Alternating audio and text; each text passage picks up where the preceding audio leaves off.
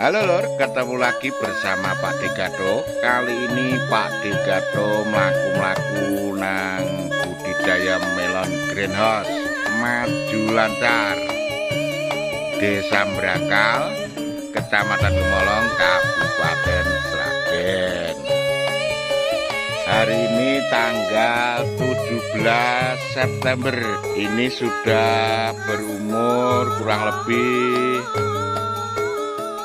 berapa hari Pak Yanto?